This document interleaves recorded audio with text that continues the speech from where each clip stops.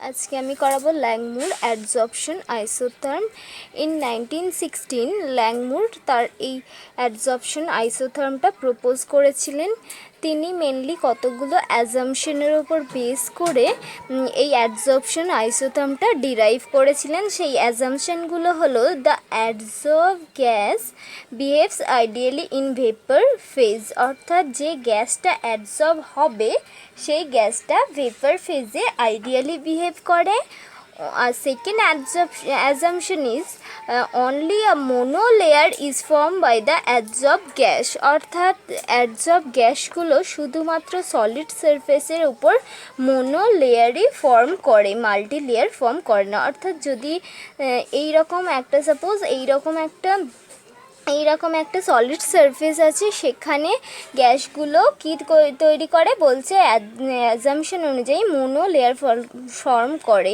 অর্থাৎ এই সলিড সারফেসের ওপর যখন গ্যাস মলিকুলগুলো অ্যাডজর্ব হচ্ছে, শুধুমাত্র এই রকমই অ্যাডজর্ব হচ্ছে, এর উপরে আর কোনো মাল্টি লেয়ার ফর্ম করে না। অর্থাৎ আর কোনো গ্যাস মলিকুল এর উপর এসে বসে না, এর ওপর এসে বসবে না, এটা কিন্তু হবে না। এখানে শুধুমাত্র এই মোনো লেয়ারটাই ফর্ম করে, মাল্টি লেয়ারটা ফর্ম করে না। Third assumption is the surface of the solid is homogeneous so that each binding side has the same affinity for the gas molecule, অর্থাৎ সারফেসটা যে সলিড সারফেসে এসে গ্যাস মলিকুলগুলো অ্যাডজর্ব হবে, সেই সলিড সারফেসের প্রত্যেকটা পোর্শনই হচ্ছে হোমোজিনিয়াস। অর্থাৎ এমন নয়, যদি এটা সলিড সারফেস হয় এমন নয় যে এই সাইডের বাইন্ডিং অ্যাফিনিটিটা বেশি বা এই সাইডের কম, এইরকম কিছু না। প্রত্যেকটা সাইডের কিন্তু বাইন্ডিং অ্যাফিনিটিটা সমান, অর্থাৎ প্রত্যেকটা সাইডে কী করতে হয়, ইকুয়াল অ্যামাউন্টের গ্যাস মলিকিউলকে কিন্তু অ্যাবজর্ব করতে পারে হোমোজিনিয়াস সাইড, যেহেতু এটা homogeneous side. Fourth assumption is there is no lateral interaction between the adsorbed gas molecule, অর্থাৎ অ্যাডজর্ব গ্যাস মলিকুলের মধ্যে কোনো লেটারাল ইন্টারাকশন থাকবে না। সাপোজ এইরকম একটা এইরকম একটা সলিড সারফেস রয়েছে, সেখানে গ্যাস মলিকুলগুলো অ্যাডজর্ব হচ্ছে।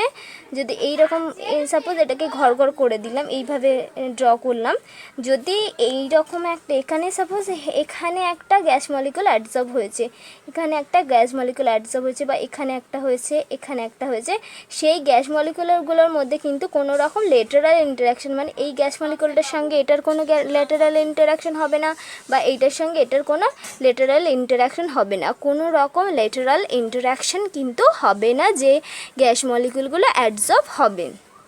Fifth assumption is the adsorbed gas molecule are localized মানে যেখানে অ্যাডজর্ব গ্যাস মলিকুলগুলো যেখানে বসবে সেটা কিন্তু ফিক্স থাকবে, কোনো রকম ওটা কিন্তু সারফেসের চারিদিকে কোনো রকম মুভমেন্ট করবে না। অর্থাৎ যেখানেই ও বসবে সেখানেই ওর বসাটা কিন্তু ফিক্সড হয়ে যাবে। এই সাপোজ এই সারফেসের মধ্যে এই মলিকুলটা বসলো, তাহলে এই মলিকুলটা বা এই মলিকুলটা যেখানেই বসছে এটা ফিক্সড, এ কিন্তু বিভিন্ন সারফেসের চারিদিকে কিন্তু ওর কোনো মুভমেন্ট থাকবে না। এই সমস্ত অ্যাজাম্পশনের ওপর বেস করে ল্যাংমুর তার অ্যাডজর্পশন আইসোথার্মটা কিন্তু ডিরাইভ করেছিলেন। এবার আমরা ডেরিভেশনটা দেখব। ডেরিভেশন ধরি এ একটা গ্যাস মলিকিউল, সেটা মেটাল সারফেসের ওপর অ্যাডজর্ব হয়েছে, তৈরি হয়েছে কি AM। যদি ফরওয়ার্ড রিয়াকশনের রেটটাকে আমি রেট কনস্ট্যান্টটাকে কে বলি, তাহলে ব্যাকওয়ার্ড রিয়াকশনের রেট কনস্ট্যান্টটাকে আমি বলছি KD। অর্থাৎ যখনই অ্যাডজর্পশনটা হচ্ছে, অ্যাট দ্য সেম টাইম কি হচ্ছে, ডিজর্পশনটাও হতে পারে। গ্যাস মলিকুলগুলো যখন সলিড সারফেসে অ্যাবজর্ব হলো, এইগুলো অর্থাৎ অ্যাডজর্পশন মানে সলিড সারফেসে ও এসে বসলো, তেমনভাবে ও কিন্তু সলিড সারফেস ছেড়ে বেরিয়েও যেতে পারে। এটা যদি সলিড সারফেস হয় আর গ্যাস মলিকুলগুলো যদি এইভাবে অ্যাডজর্ব হয়ে থাকে, তাহলে কি আছে, ওদের ইকুয়াল প্রবাবিলিটি আছে কি ওরা ডিজর্পশনও করতে পারে। অ্যাডজর্পশন আর ডিজর্পশনের মধ্যে কিন্তু একটা ইকুইলিব্রিয়াম মেনটেন থাকবে, সেই জন্য এইভাবে আমি ইকুইলিব্রিয়াম চিহ্নটাকে দিয়ে দেখিয়েছি। আর ফরওয়ার্ড রিয়াকশনের রেট কনস্ট্যান্ট হচ্ছে কে এ, আর ব্যাকওয়ার্ড রিয়াকশনের রেট কনস্ট্যান্ট হচ্ছে কে ডি। এবার কি বলছে, ল্যাংমুর অ্যাডজর্পশন আইসোথর্মটা কি বলছে, যে rate of the forward reaction, rate of the adsorption, যেটাকে আমি বলছি ফরওয়ার্ড রিয়াকশন মানে অ্যাডজর্পশন হচ্ছে rate of the adsorption is directly proportional to the pressure of the gas PA.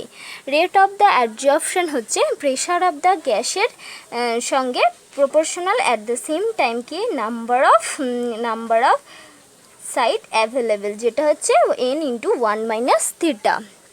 এখানে কি থিটা হচ্ছে fraction, theta is a fraction.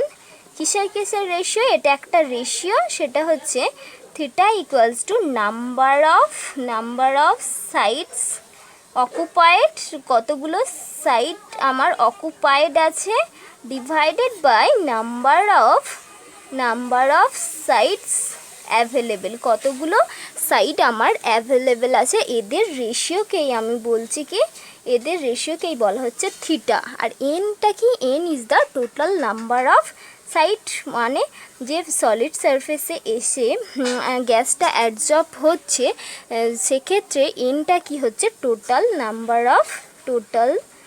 Number of sites, কতগুলো site আছে সেটাকে আমি এন দ্বারা ডিফাইন করছি। তাহলে থিটা যদি অকুপাইড হয়, থিটা হচ্ছে একটা ফ্র্যাকশন, সেটা হচ্ছে নাম্বার অফ সাইটস অকুপাইড, কতগুলো সাইট অকুপাই হয়েছে, আর নাম্বার অফ সাইটস অ্যাভেলেবেল, কতগুলো অ্যাভেলেবেল রয়েছে, সেটা কি হচ্ছে। এবার তাহলে total number of vacant site available, তাহলে কত হচ্ছে এন ইন্টু 1 মাইনাস থিটা। এটা হচ্ছে number of vacant site available, কতগুলো ভ্যাকেন্ট সাইড অ্যাভেলেবেল আছে এখনও, সেটা হচ্ছে আমার এন ইন্টু 1 মাইনাস থিটা। 1 মানে হচ্ছে টোটাল কতগুলো সাইড আছে সেটাকে 1 ধর, টোটাল হচ্ছে এন নাম্বার অফ সাইড রয়েছে, তার মধ্যে হচ্ছে 1 মাইনাস থিটা ইন্টু এনটা হচ্ছে নাম্বার অফ সাইডস হচ্ছে অ্যাভেলেবেল আছে। থ্রিটা যেহেতু একটা ফ্র্যাকশন, সেটাকে আমি 1 মাইনাস থিটা করছি ইন্টু এন করছি, এতগুলো সাইড আমার কিন্তু অ্যাভেলেবেল আছে এখনও অবধি, অর্থাৎ ভ্যাকেন্ট আছে। এটা হচ্ছে রেট অফ অ্যাডজর্পশনকে যদি আমি রেট অফ অ্যাডজর্পশন, তাহলে কি হচ্ছে রেট অফ অ্যাডজর্পশন, যেহেতু দুজনের সঙ্গেই proportional, pressure of the gas আর কতগুলো sites n into 1 minus theta, কতগুলো সাইড হচ্ছে অ্যাভেলেবেল আছে, তাহলে রেট অফ অ্যাডজর্পশন আমি লিখতে পারি equals to k rate constant, forward রিয়াকশনের রেট কনস্ট্যান্ট হচ্ছে k into p a into n into 1 minus theta.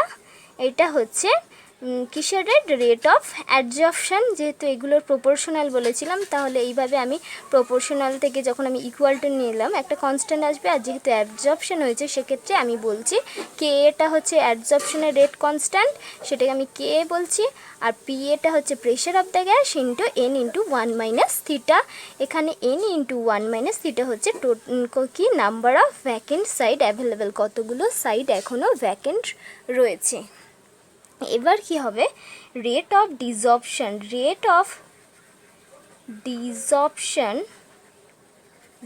ডিসঅপশনটা কার সঙ্গে প্রপোর্শনাল, rate of desorption is proportional to the total number of adsorb molecule, total number of adsorb molecule, তাহলে কতগুলো n into theta, যেহেতু total number of site আছে এনটা, আর theta হচ্ছে occupied আছে, তাহলে total number of occupied side তাহলে কতগুলো, বা অকুপাইড মলিকিউল কতগুলো, এন থিটা। রেট অফ ডিসঅপশনটাকে আমি তাহলে কীভাবে লিখতে পারি, রেট অফ ডিসঅপশন তাহলে কি হচ্ছে, রেট অফ ডিসঅপশন ইকুয়ালস টু কেডিটা হচ্ছে ডিসঅপশনের রেট কনস্ট্যান্ট, সেটার সঙ্গে মাল্টিপ্লাই কি হবে এন ইন্টু থিটা, যেহেতু এটার সঙ্গে প্রপোর্শনালিটির চিহ্ন উঠে গেলে হয়ে গেল কি একটা কনস্ট্যান্ট কেডি, আর তার সঙ্গে এন থিটা। এবার ল্যাংমুর অ্যাডজর্পশন আইসোথার্মে কি বলছে, rate of adsorption is equal to the rate of desorption, rate of adsorption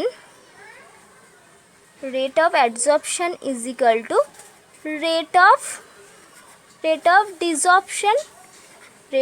desorption is equal to rate of desorption। তাহলে কি হচ্ছে rate of adsorptionটা আমার জানি এইটা k into KA into PA into N into 1 minus theta is equal to rate of desorption হচ্ছে KD into N theta. Both side আমি equal করে দিলাম, ইকুয়াল করে দিলে কী হবে, এই বোথ সাইডে এনটা কেটে গেল, তাহলে পড়ে রয়েছে কি কে বাই এই কেডিটা এর তলায় আনলাম হলো কি কে বাই কেডি, তাহলে PA into 1 minus theta equals two theta. এবার এটাকে যদি আমি একটা যে কোনো একটা কনস্ট্যান্ট দ্বারা রিপ্লেস করে দিই, এটাকে সাপোজ আমি রিপ্লেস করলাম ক্যাপিটাল কে দিয়ে, তাহলে কি হলো কে PA আর এটা কি হচ্ছে থিটা বাই 1 মাইনাস থিটা এইভাবে থাকছে। এবার আমি যদি এটাকে জাস্ট উল্টে দিই তাহলে কি হবে 1 minus theta by theta equals to 1 by KPA এইভাবে থাকছে 1 বাই KPA। এবার আমি কি করছি, এবার জাস্ট এটাকে আমি আলাদা করে নিচ্ছি 1 by theta is equal to theta by theta মানে হচ্ছে 1 মাইনাস 1, তাহলে 1 বাই KPA। এবার এই মাইনাস 1টাকে আমি জাস্ট এই সাইডে লিখে দিচ্ছি, এই সাইডে লিখে দিলে কি হবে, আমি এটাকে জাস্ট 1 বাই থিটা, তাহলে কী হবে এটা প্লাস এটা 1 বাই KPA প্লাস 1। এবার এদের যদি এলসিএম করি তাহলে কি হবে KPA প্লাস 1 প্লাস KPA, তাহলে কি হলো 1 by theta equals to 1 by KPA by KPA 1 plus KPA by KPA। এবার তাহলে আমার কি হবে থিটা ইকুয়ালস টু, তাহলে কি হবে থিটা ইকুয়ালস টু হবে আমার, তাহলে এইভাবে লিখতে পারছি কি theta equals to 1 by theta যদি এইটা হয় তাহলে theta equals to KPA by 1 plus KPA। এই ইকুয়েশনটাই আমার হচ্ছে কি কিসের ইকুয়েশন, এই ইকুয়েশনটাই হচ্ছে আমার ল্যাংমুর অ্যাডসর্পশন আইসোথার্মের ইকুয়েশন। তাহলে এটাই হচ্ছে আমার ল্যাংমুর অ্যাডসর্পশন আইসোথার্ম এইটাই হচ্ছে ল্যাংমুর অ্যাডসর্পশন আইসোথার্মের ইকুয়েশন। এবার আমি বলছি যখন দুরকম কন্ডিশন কেস আমি কনসিডার করব, যখন হবে কেস 1 হচ্ছে কেস 1 আমি কনসিডার করছি অ্যাট হাই প্রেশার, বা এটাকে আমি সবচেয়ে লো প্রেশার কনসিডার করি। অ্যাট লো প্রেশারে আমার কি হচ্ছে, অ্যাট লো প্রেশার যখন হচ্ছে তখন কি হচ্ছে, যখন এই লো প্রেশার হচ্ছে তখন হচ্ছে KPAটা মাছ লেস দেন কি হচ্ছে 1, অর্থাৎ 1টা বেশি হচ্ছে, যেহেতু প্রেশার খুব লেস সেক্ষেত্রে কি হচ্ছে KPA is much less than 1। সেক্ষেত্রে কি হচ্ছে এই তলার টার্মটা এই KPAটা যেহেতু অনেক ছোট, তাহলে আমি এটাকে এই ইকুয়েশনটা কিভাবে রিডিউস হলো থিটা ইকুয়ালস টু, তাহলে পড়ে থাকছে কি KPA বাই 1 পড়ে থাকছে, যেহেতু এই 1টা অনেকটা বড় KPA এর তুলনায়, KPAটাকে আমাকে নেগলিজেবল করতে পারি, সেক্ষেত্রে এটা ইকুয়ালস টু KPA বলতে পারি যখন প্রেশারটা খুব লো হচ্ছে। তাহলে কি হচ্ছে অ্যাট লো প্রেশার কি হচ্ছে, অ্যাট লো প্রেশার এটা তাহলে কি হয়ে যাচ্ছে reaction is first order. At low pressure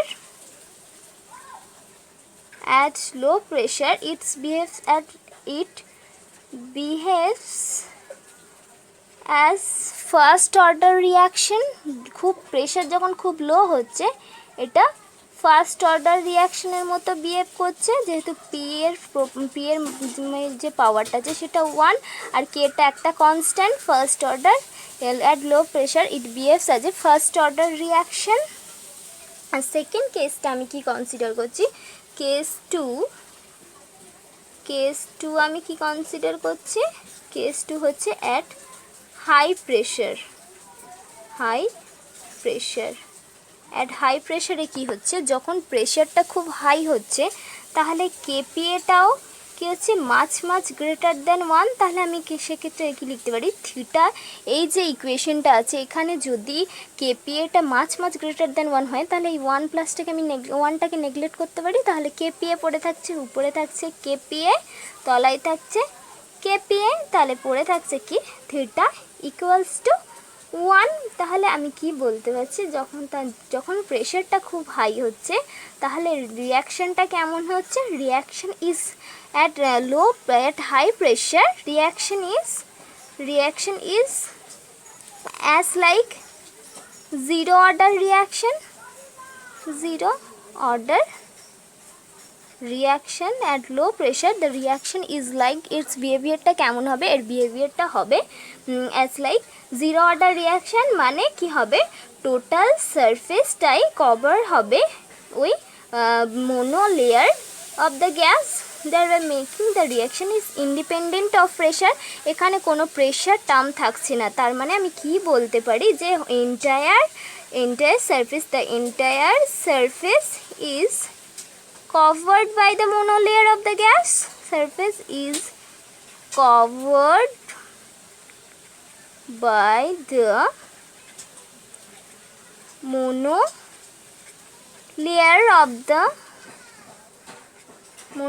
of the gas, thereby কি হচ্ছে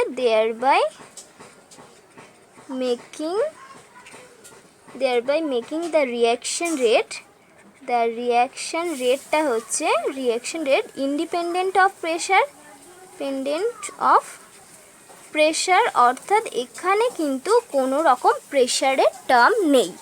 ফার্স্টের ক্ষেত্রে যখন অ্যাট লো প্রেশার হচ্ছিল তাহলে রিয়াকশানটা কেমন হচ্ছিল, এটা ফার্স্ট অর্ডারের মতো রিয়াকশান হচ্ছিল, সেক্ষেত্রে প্রেশার টার্মটা থাকছে, কিন্তু যখন হাই প্রেশার আমি কনসিডার করছি তখন কিন্তু এখানে জাস্ট থিটার ভ্যালুটা 1 হয়ে যাচ্ছে। থিটার ভ্যালুটা 1 হওয়ার জন্য কিন্তু এখানে কোনো প্রেশার টার্ম যেহেতু নেই সেক্ষেত্রে আমি বলছি independent of pressure are the reaction is zero as like zero order reaction.